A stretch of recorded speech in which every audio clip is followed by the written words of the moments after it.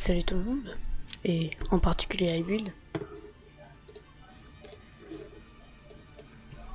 Et aujourd'hui nous allons apprendre à faire ce type de bannière. Donc je copie l'image juste pour prendre la dimension. Donc la dimension qui est 586 par 178. Donc cette bannière va servir à apprendre le changement de saturation. Donner un petit effet 3D à vos icônes, comme ici. Regardez, en taille réelle, ça donne un petit effet 3D comme si l'icône était posée au sol. On va apprendre à faire ce type de barre aussi, qui est très joli. Reproduire le logo d'iBuild. Et puis voilà. Donc, une fois un document ouvert, on va prendre l'outil dégrader et choisir ou créer de cette façon un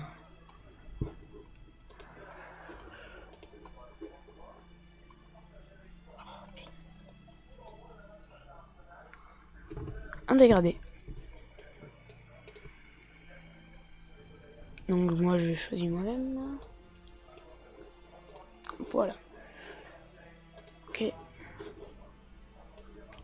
Je vais partir du milieu pour faire le dégradé. Donc c'était CTRL-R pour afficher les règles. Ensuite on va déplacer la règle ici au milieu jusqu'à ce que ça s'aimante. Lorsque ça s'aimante, vous lâchez. Ça veut dire que ce sera le milieu. Regardez, là je déplace. Et là hop, ça s'est aimanté. Je peux lâcher. Et là on a défini un point du milieu. On va cliquer sur ce point du milieu.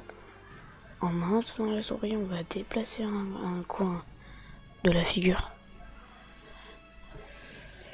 Et j'ai inversé le truc, donc ça ne va pas marcher. Voilà. On peut enlever nos repères. Juste faire quelque chose de plus soigneux,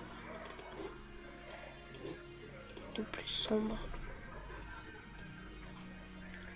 Donc qui permet une petite révision. Déplacer jusqu'à ce que ça s'aimante. Donc voilà. On va cliquer, déplacer vers le coin, encore une fois, et là c'est plus sombre, c'est parfait. CTRL-Z pour retour arrière. Voilà. Alors maintenant, nous allons importer le logo d'iBuild.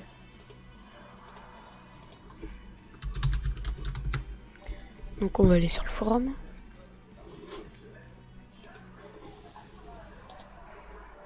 Clic droit. Enregistrer l'image sous. Puisque je l'ai fait, je vais faire fichier, importer.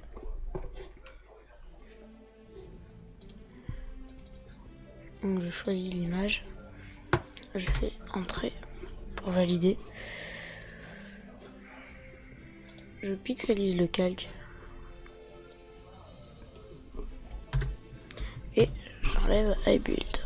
Donc en prenant l'outil sélection, on effectue une sélection sur iBuild. À l'aide de on supprime et désélectionner pour désélectionner.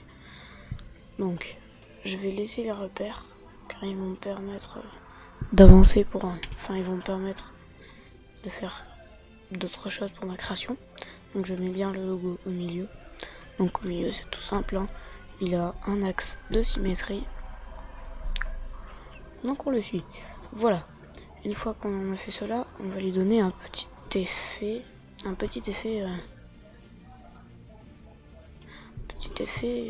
de 3D.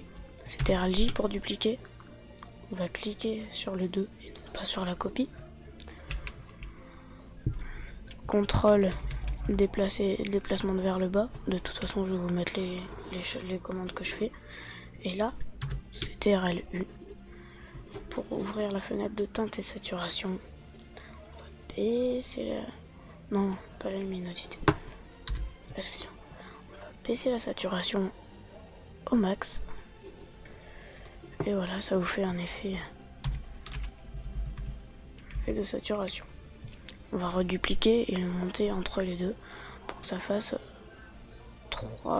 2 étages en quelque sorte. On fusionne tous ces calques pour nous faire un seul calque. Et maintenant on va écrire iBuild. Donc avec la police officio, on écrit ce que l'on veut. N'hésite pas à augmenter la police. Voilà, elle est bien au milieu. Ensuite on y applique un style. Donc je vais vous repasser le style car c'est un style que j'ai créé.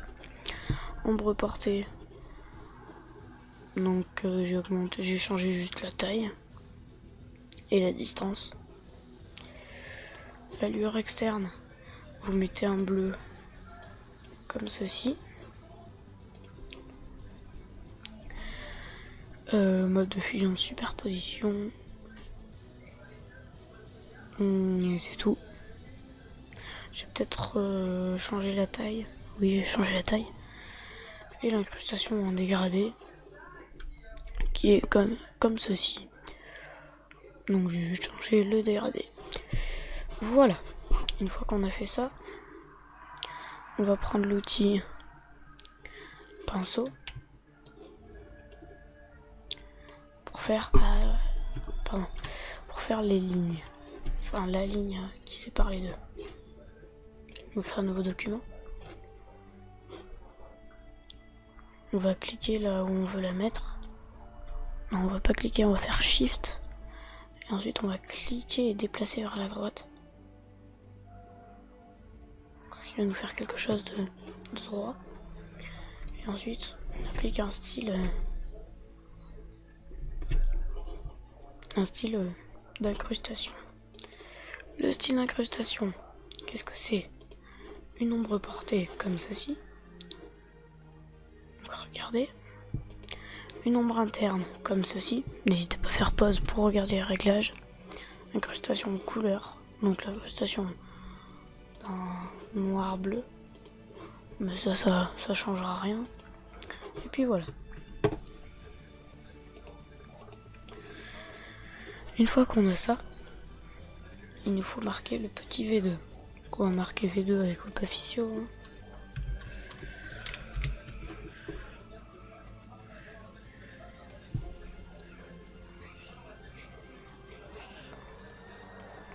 Par contre le V2 n'est pas sur le logo, mais il est sur la bannière que j'ai créée juste avant.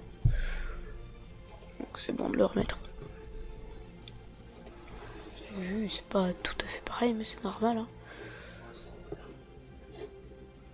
Le plus ici, c'est plus.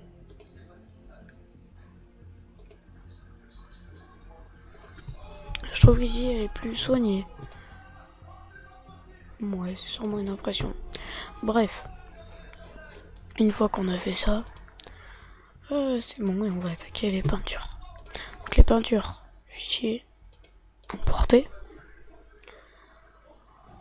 Je vais vous donner des images de peinture dans la description. Donc c'est dans le pack de Era. Donc Era qui est un GFX anglais.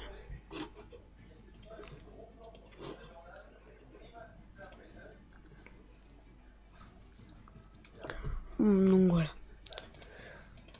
Donc première partie de Era. Ou sinon l'archive que je vais mettre dans la description. Vous aurez tout ça. Et vous pouvez mettre les images que vous voulez. Voilà. Pour enlever certains blancs sur l'image, vous allez sur la gomme. Vous laissez le clic appuyé sur la gomme pour recliquer sur outil gomme magique. On pixelise le calque. Et voilà. Maintenant, pour que l'image devienne toute noire, voilà. Quand on va faire CTRL U, luminosité moins 100. On baisse la luminosité à fond.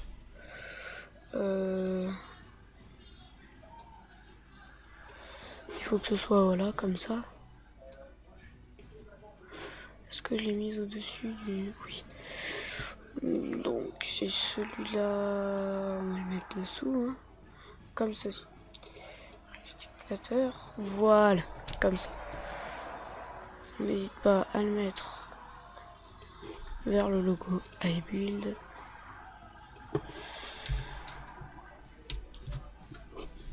Et voilà.